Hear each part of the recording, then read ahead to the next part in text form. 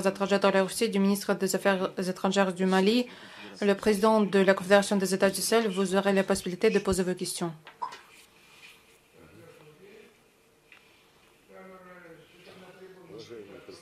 Mesdames et messieurs les représentants des médias, nous venons de terminer les premières rencontres sous le format Russie, conférence des États du Sahel, avec nos amis le Mali, le Burkina Faso et le Niger.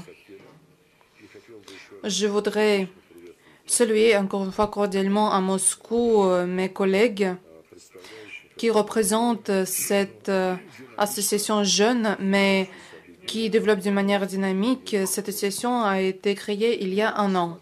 Nous considérons la création de la Confédération en tant que la volonté de 3 pays de la région du Sahel de bâtir la nouvelle architecture de la sécurité régionale et en général mener la politique extérieure indépendante sur la base de leur propre potentiel et les intérêts nationaux. L'Alliance des États du Sahel est un témoignage du deuxième réveil de l'Afrique. Les aspirations des Africains de jouer un rôle actif, indépendant dans les affaires internationales et se débarrasser des restes de la dépendance coloniale. De ma part, j'ai souligné que nous allons soutenir le renforcement des positions du continent et aider dans le monde multipolaire qui est en train d'être formé, ou pour le continent africain et les structures d'intégration en Afrique, il faut assurer une place digne. Nous avons constaté avec satisfaction la volonté mutuelle à renforcer notre partenariat qui se base sur la confiance et le respect mutuel et le profit mutuel. De ma part, j'ai constaté la volonté de la Russie d'aider la Confédération sur tous les 3 volets prioritaires de son activité, la défense et la sécurité, deuxièmement l'économie, et troisièmement la diplomatie en tant que participation au processus international. La région du Sahara-Sahel fait face aux manifestations du terrorisme et nous avons souligné que les causes profondes de ce problème sont enracinées dans le passé colonial. Par exemple, à cause des métropoles, nous le savons bien, en Afrique, les frontières des États ont été définies sans tenir en compte les traits spécifiques locaux des populations qui habitent en certains territoires. Les métropoles ont divisé les peuples, les groupes ethniques, en les restant dans les États séparés. Et cela a impacté négativement le continent. Certains joueurs internationaux hors la région continuent les tentatives de déstabiliser la région. Parmi eux se trouve le régime de Kiev qui, avec la pleine connivence de ses sponsors occidentaux, soutient ouvertement les groupes terroristes dans cette région de l'Afrique. De ma part, j'ai souligné la volonté de Moscou d'augmenter le potentiel des forces unifiées des États du Sahel, augmenter leur capacité de combat, la capacité des forces armées nationales de chaque pays, former les cadres militaires et les employés des forces du maintien de l'ordre. Nous aidons aux pays de l'Alliance des États du Sahel dans d'autres domaines. Nous livrons d'une manière régulière les produits agricoles, les engrais, les vecteurs d'énergie et d'autres produits critiques. Nous sommes conscients de la signification de ces fournitures, premièrement, de l'alimentation pour le développement social et économique des États africains. Le volume de nos échanges commerciaux a augmenté de 10 fois, mais il ne faut pas nous arrêter ici puisque les chiffres restent assez modestes et ces chiffres ne correspondent pas à nos potentialités. Aujourd'hui, nous avons abordé cette question et nous sommes convenus afin de renforcer le fondement matériel de notre coopération de prendre des mesures supplémentaires, des mesures concrètes qui sont en train d'être formulées pour mettre en œuvre des projets économiques prometteurs au niveau de relations bilatérales entre la Russie avec chaque pays et dans le contexte des relations entre la Russie et l'Alliance des États du Sahel, compte tenu la formation de cette nouvelle association.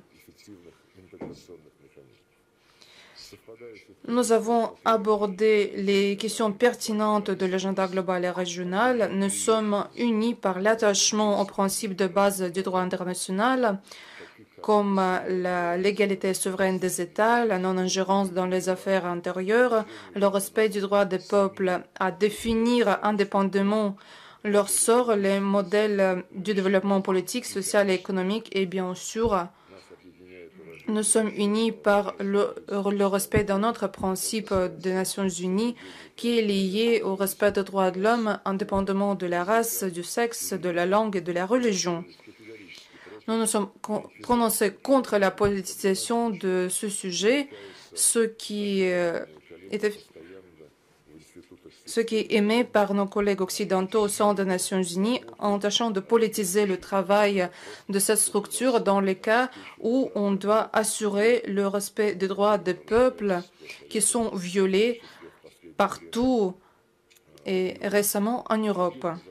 Nous avons abordé les aspects liés à la sortie du Mali, du Burkina Faso et du Niger de la CEDEAO. Nous avons abordé les principes pour normaliser la coexistence de ces deux associations. La Russie est prête à aider à la normalisation du dialogue constructif entre ces associations. Si nos services sont nécessités, nous sommes ravis de vous aider. Nous sommes unis puisque le dialogue sur le format Russie-Alliance des États du Sahel donnera une nouvelle dynamique à la promotion de relations bilatérales et apportera une contribution à la normalisation des mécanismes de la coopération entre quatre parties, ce qui va favoriser la coopération dans le cadre du Forum de partenariat Russie-Afrique. Au niveau des ministres des Affaires étrangères, nous préparons vers la deuxième session de cet forum. Pour conclure, je tiens à dire que, selon mon ami Abdoulaye Diop, ce drapeau de l'Alliance des États du Sahel est démontré pour la première fois hors la région. Et ce drapeau, si vous le regardez, représente un drapeau avec un baobab. Selon les traditions ouest-africaines, cet arbre signifie la réconciliation et ce signe reflète les aspirations de vos peuples, sans doute. Et je tiens à souhaiter à vos peuples et en général à vos pays, premièrement, de la vie paisible, du bien-être, de la prospérité et du développement efficace de votre confédération. La confédération mérite déjà son autorité, la réputation positive et l'intérêt pour participer au travail de la confédération des États du Sahel est manifesté par d'autres États et je pense que le rôle de cette confédération dans la promotion des intérêts et des programmes nationaux sur le continent africain va se renforcer davantage et la Russie va aider avec plaisir à ces efforts. Pour conclure, je dis que nous avons adopté un communiqué à l'issue de notre réunion. Cet communiqué va être publié. Cet communiqué inclut notre engagement de rendre ces contacts réguliers et nous rencontrer chaque année en Russie ou sur le territoire de ces trois pays. Je vous remercie pour votre attention. Je donne la parole au ministre des Affaires étrangères du Mali en tant que président de la Confédération pour aujourd'hui. Merci. Merci beaucoup. Merci à notre ami Sergei Lavrov pour la considération, le respect, mais aussi pour tous les mots aimables qui viennent d'être prononcés à l'endroit de la Confédération des États du Sahel et sur les développements qui concernent en particulier le drapeau. Je pense que nous sommes tout à fait en phase avec cela. Je voudrais, au nom de mes collègues, Yahou Sangaré, ministre des Affaires étrangères de la République du Niger, et aussi Karamogo Jean-Marie Traoré, ministre des Affaires étrangères de la République, du Burkina Faso, partager avec vous quelques conclusions de l'échange très enrichissant que nous venons d'avoir avec notre collègue et ami Sergei Lavrov dans la première rencontre AES-Russie qui se tient ici à Moscou. Je voudrais pouvoir décliner les conclusions de nos travaux en 4 points essentiels.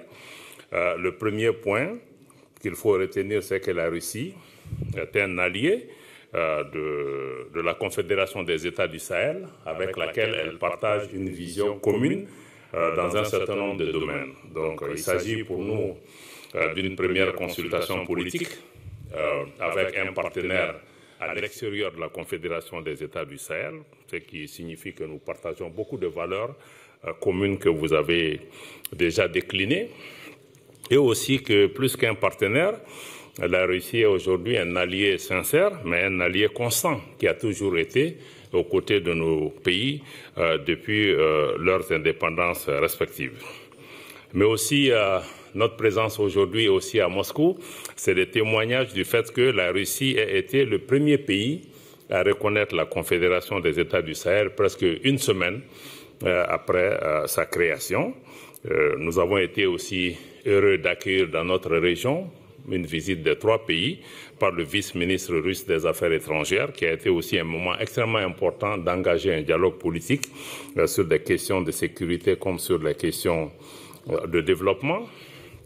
Pour nos pays, son Excellence le président Traoré du Burkina Faso, comme le général d'armée Abdourahmane Tchani de la République du Niger, comme le général d'armée Assimi Goïta du Mali, en conjonction avec son Excellence le président Vladimir Poutine, mettent aujourd'hui l'intérêt de leur population au cœur de leurs actions. Et dans ce cadre, nous avons une convergence de vues, comme le ministre Lavrov l'a indiqué, sur toutes les grandes questions de sécurité, de paix et les questions politiques internationales, mais aussi nous avons une lecture commune de la lutte contre le terrorisme, l'insécurité dans notre espace, terrorisme qui est d'ailleurs soutenu par des sponsors étatiques étrangers, y compris des acteurs régionaux, des acteurs de notre espace qui continuent à servir de base arrière et à soutenir le terrorisme, ce qu'il faut combattre, y compris l'Ukraine, qui est à vos portes ici, que nous considérons comme un État terroriste tout simplement. Pour nous, avec la Russie, naturellement, nous mettons au cœur de notre action le respect de la souveraineté de nos pays, le respect de nos choix stratégiques, mais aussi la préservation des intérêts vitaux de nos populations.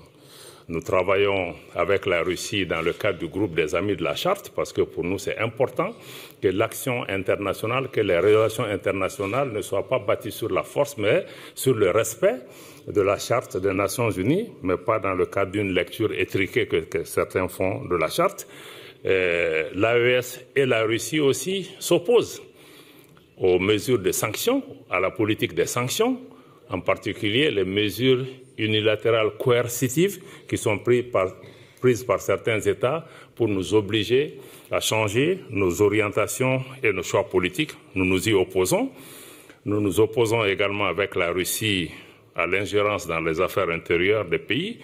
Et par-dessus tout, vu notre expérience, nous travaillons avec la Russie pour nous opposer à toutes les politiques néocoloniales, les politiques d'assujettissement et de domination, de contrôle de nos pays par d'anciennes puissances coloniales qui veulent maintenir leur emprise sur nos pays et nous empêcher de faire des choix politiques ou économiques au bénéfice de nos populations. Ça, c'est du point de vue du partage de la vision commune des valeurs et des principes. Le deuxième point de conclusion, c'est que nous avons échangé avec nos partenaires russes sur les avancées de la construction confédérale. de la mise en place de l'Alliance des États du Sahel et des progrès considérables ont été menés en 8 mois de mise en place de cette confédération qui est bâtie sur 3 piliers, la défense et la sécurité, le pilier diplomatie et le pilier développement. Sur le pilier défense et sécurité pour lequel la Russie est un partenaire stratégique important, aujourd'hui, nos unités travaillent dans le cadre d'opérations conjointes entre les 3 pays qui donnent des résultats considérables sur le terrain avec la neutralisation de beaucoup de groupes terroristes dont certains se sont rendus aux autorités. Aujourd'hui, nous évoluons dans le cadre d'opérations militaires conjointes. L'objectif pour nous est d'arriver à mettre en place une force unifiée de la Confédération des États du Sahel pour mutualiser nos efforts dans le cadre de la lutte contre le terrorisme. Aujourd'hui, il y a un moment, nos pays ne contrôlaient pas tout leur espace territorial. Aujourd'hui, il y a des progrès considérables qui ont été faits et sur le plan militaire, la prise de Kidal, il y a 2 ans, dans le nord du Mali, a été une étape importante pour nous permettre de reprendre le contrôle de nos territoires et d'assurer la sécurité. Et sur le plan diplomatie, nos 3 pays travaillent ensemble dans le cadre de la Confédération des États du Sahel pour parler d'une seule voix. Moscou aujourd'hui nous en donne également l'opportunité. Nous souhaitons travailler pour accroître la reconnaissance de la Confédération des États du Sahel, tant au niveau bilatéral qu'au niveau multilatéral. Beaucoup de pays s'ouvrent progressivement à cette possibilité. Et nous nous coordonnons au plan international sur beaucoup de questions, y compris la question des droits de l'homme et beaucoup de questions politiques. Sur le plan du développement, nous travaillons à renforcer une intégration des peuples d'abord, entre nos populations, mais asseoir la libre circulation. Nous avons mis en circulation récemment un passeport AES pour nos 3 pays. Ensuite, une décision est prise pour la mise en circulation des cartes d'identité biométriques et aussi avoir un espace de visa qui sera aménagé, un visa commun à nos 3 pays. Nos pays travaillent aussi dans le cadre de projets structurants dans le domaine des infrastructures, de l'énergie et d'autres domaines. Nous travaillons à mettre en place dans les mois qui viennent une banque d'investissement parce qu'il faut dégager des ressources nécessaires pour pouvoir nous-mêmes financer le développement de nos pays. Et récemment, nous avons mis en place un prélèvement confédéral qui permet de prélever 0,5% des importations pour pouvoir financer le fonctionnement de cette organisation, de cette confédération, mais aussi en même temps pouvoir financer la banque d'investissement, mais aussi financer les différents projets structurants dans notre souci d'avoir une organisation qui soit autonome, mais qui soit financée principalement par nos ressources, même si nous restons ouverts à différents partenariats sans qu'ils puissent prendre le contrôle de notre organisation. La Confédération, en termes d'avancée aussi, a mis en avant le renforcement de son identité visuelle. Je me réjouis du fait qu'aujourd'hui, nous ayons pour la première fois, comme le ministre Lavrov l'a indiqué, que le drapeau de l'AES soit monté en dehors de l'espace AES pour la première fois. C'est aujourd'hui ici, au niveau de la Confédération de Russie. Donc nous les remercions pour cela. Je crois que c'est un pas important. Nous avons aussi développé un logo qui est au centre de ce drapeau. Et aussi nous travaillons à mettre en place une télévision et une radio de l'AES parce que nous sommes aussi dans un monde de guerre informationnelle où il est important que nous puissions avoir des modèles alternatifs pour pouvoir donner nous-mêmes l'information. Nous sommes disponibles pour travailler avec les partenaires russes aussi qui ont la même préoccupation. Désormais, l'AES est une réalité géostratégique qui a certainement bouleversé les équilibres pour des partenaires qui étaient dans des schémas de domination ou de néocolonisation. Il y a certainement des défis importants, des défis qui viennent surtout d'anciennes puissances coloniales, ou puissances occidentales ou en tout cas d'acteurs régionaux en quête de leadership ou de domination sur nos pays. Et ces défis, nous allons pouvoir continuer à y travailler. Aujourd'hui, l'AES est un espace géographique très important et stratégique au cœur de l'Afrique de l'Ouest, avec 75 millions d'habitants et un potentiel économique extrêmement important si nous arrivons à assurer la paix et la sécurité. C'est pourquoi c'est important pour nous d'avoir ce partenariat avec la Russie pour nous aider à avoir la paix, la stabilité, pour pouvoir exploiter nos ressources au bénéfice de nos populations, mais aussi au bénéfice des partenaires qui viennent avec nous.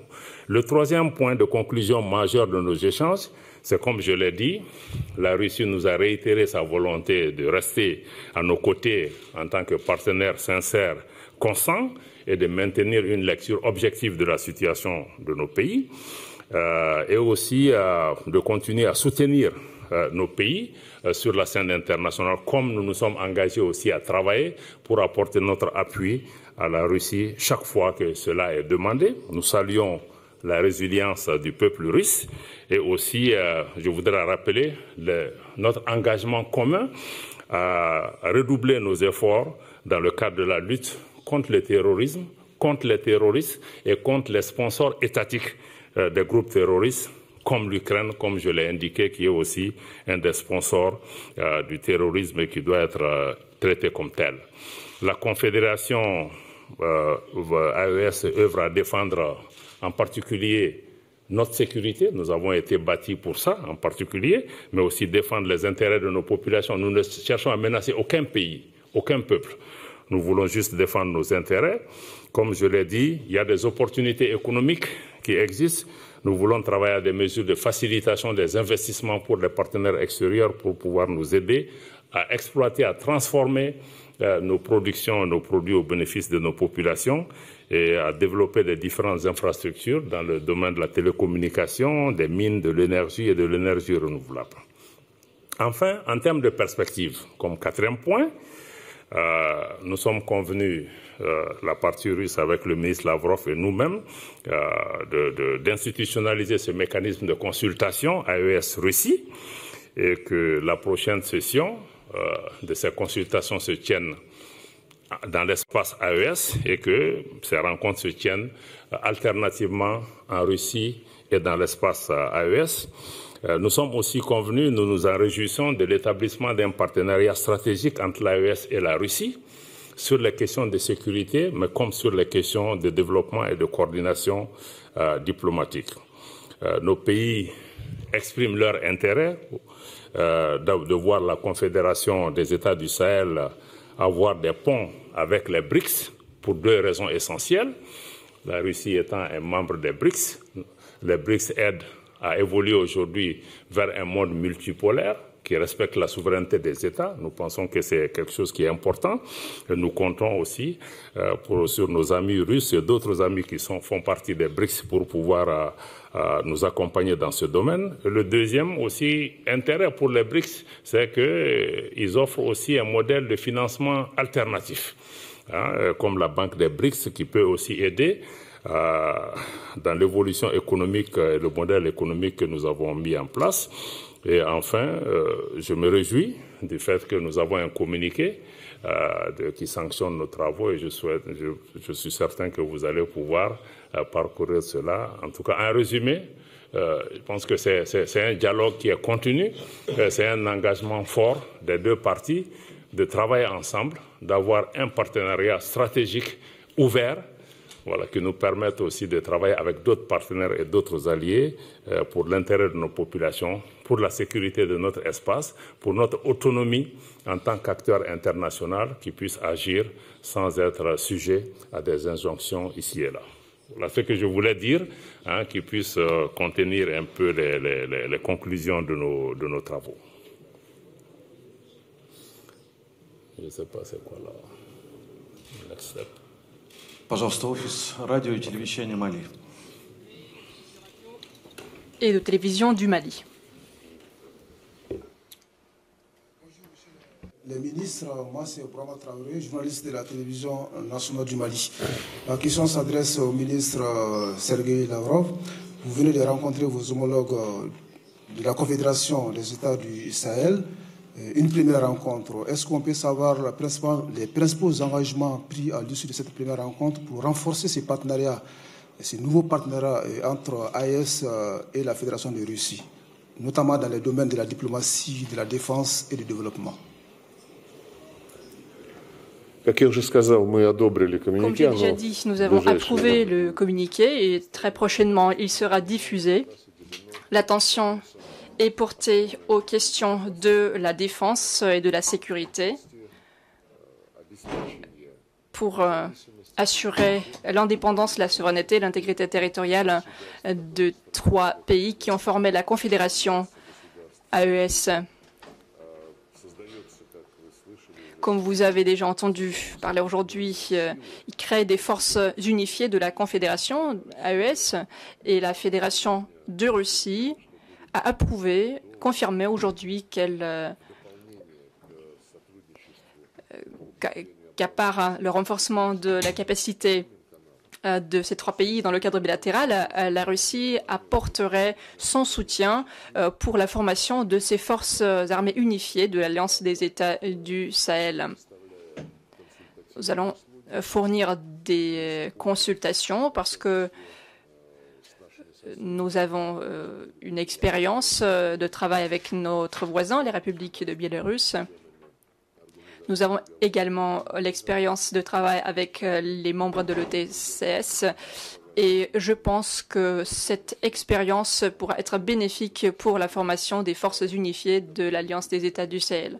Bien sûr, nous serons prêts à transmettre cette expérience en organisant une formation en continu et en utilisant les instructeurs russes qui travaillent déjà dans les pays qui sont présentés ici. Bien sûr, il s'agit de la livraison des articles à destination militaire. Bien sûr, c'est un pas important pour renforcer, pour établir ces forces unifiées dans ce format.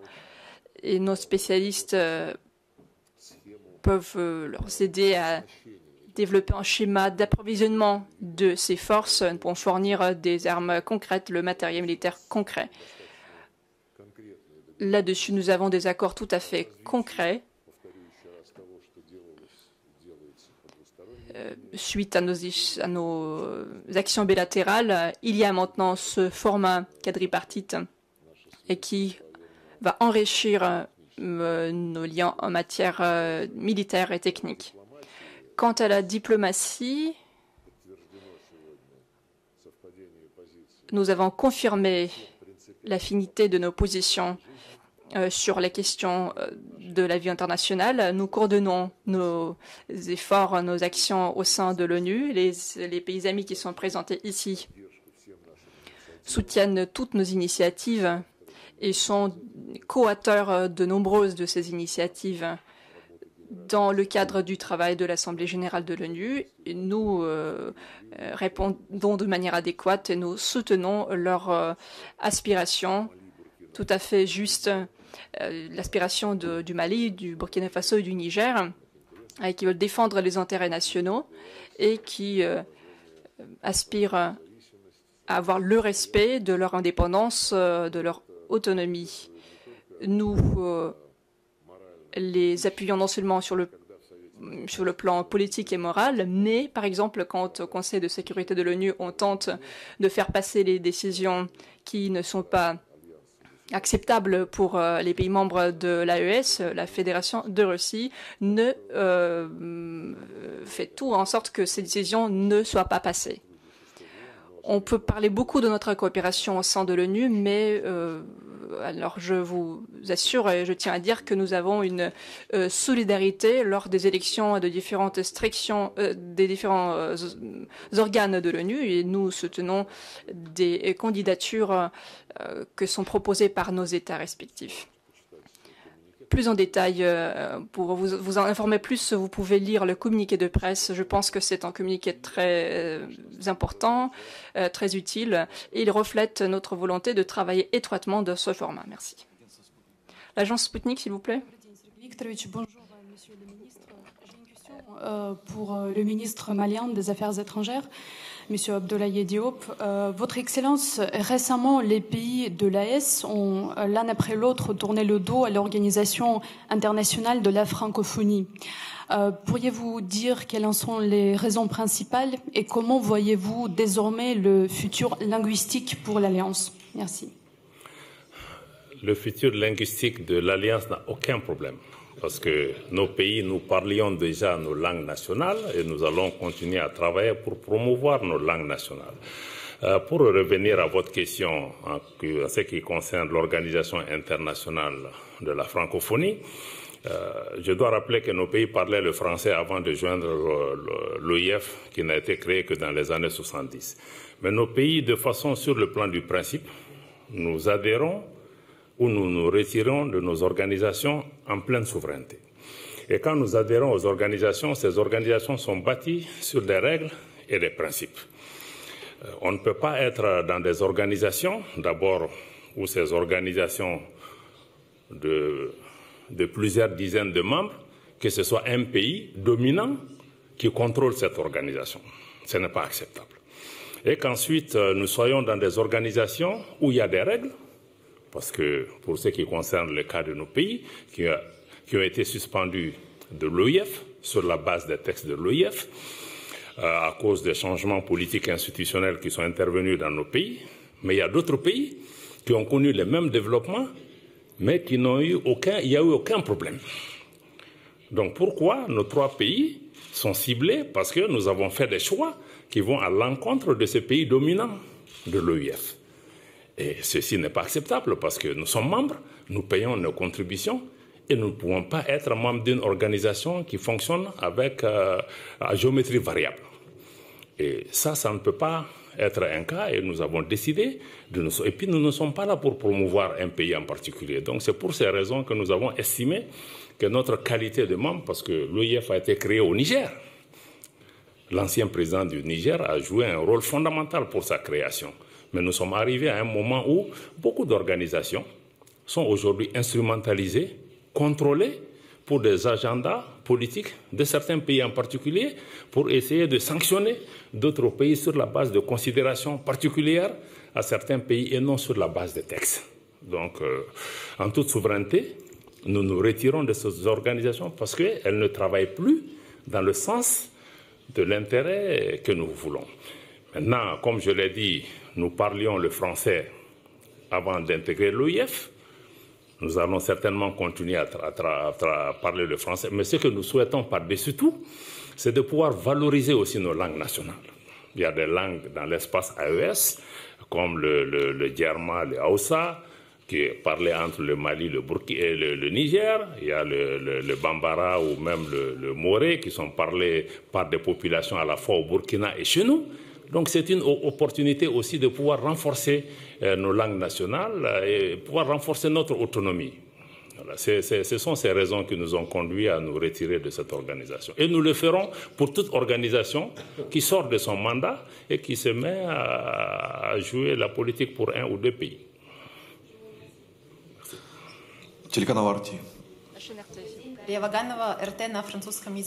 RT en français, Daria Vaganova. Ma question à M. Bakary. 2024, l'ouverture de l'ambassade russe à Niamey, la capitale du Niger, a été annoncée. Où en est-on actuellement? Merci. Merci.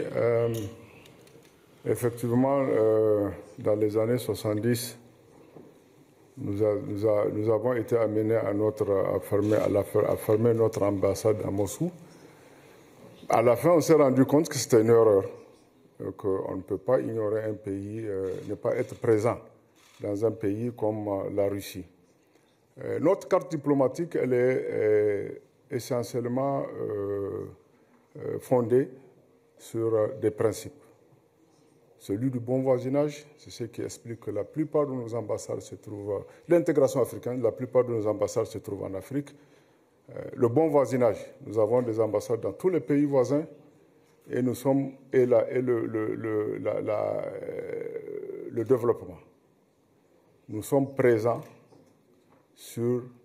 dans 4 des 5 membres permanents du Conseil de sécurité. Donc, on s'est rendu compte que c'était une erreur, qu'il fallait corriger. La dynamique y était, mais avec les événements du 26 juillet 2023, où la Russie a apparu comme un partenaire stratégique.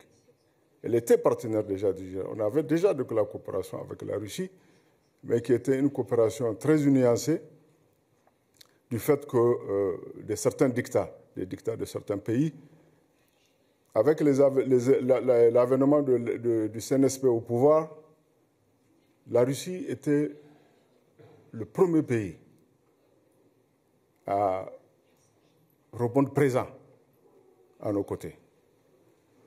Et par la suite, à cause des défis sécuritaires et des menaces dont le Niger fait face, ce pays est resté à manquer sa disponibilité à être à nos côtés. Bien avant, au niveau de l'Assemblée générale des Nations unies, notre délégation avait été empêchée de participation. La Russie était parmi les tout premiers pays à nous apporter son soutien et à nous conseiller à faire du lobbying pour notre pays, pour que notre pays retrouve sa qualité de membre à part entière des Nations unies.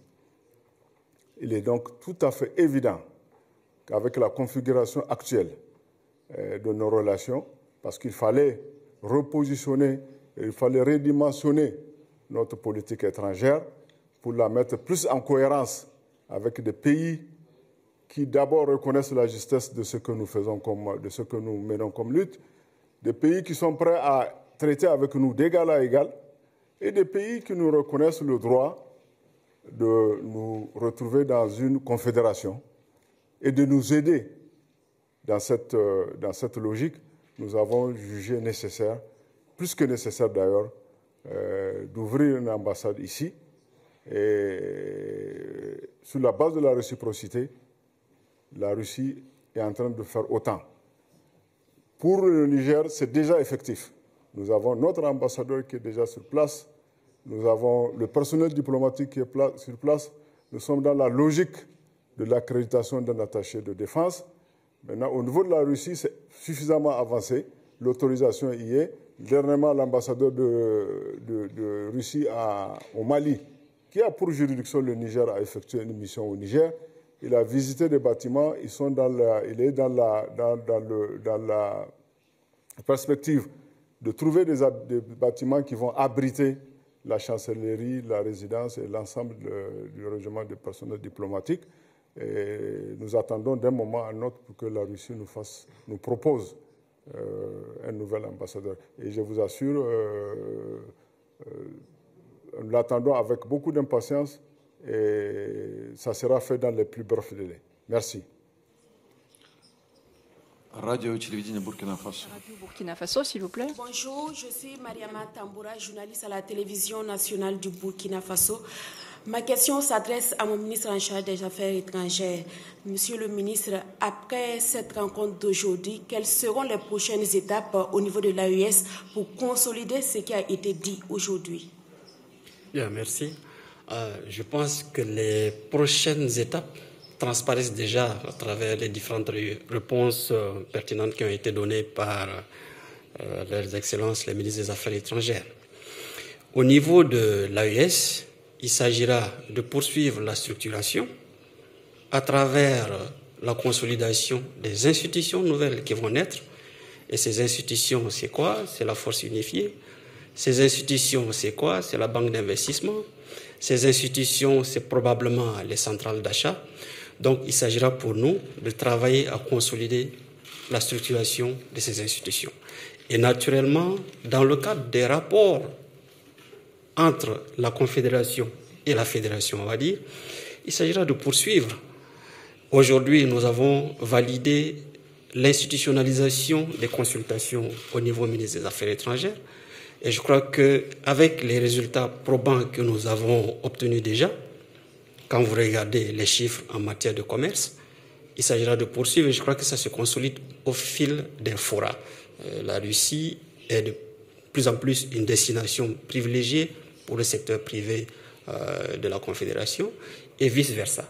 Donc nous allons travailler à davantage créer un environnement qui va favoriser ce niveau-là, mais aussi dans tous les secteurs. Et je crois que c'est aussi l'opportunité ici pour encore saluer la disponibilité de la Russie à travailler avec ces nouvelles institutions naissantes, à savoir la Force unifiée et la Banque d'investissement.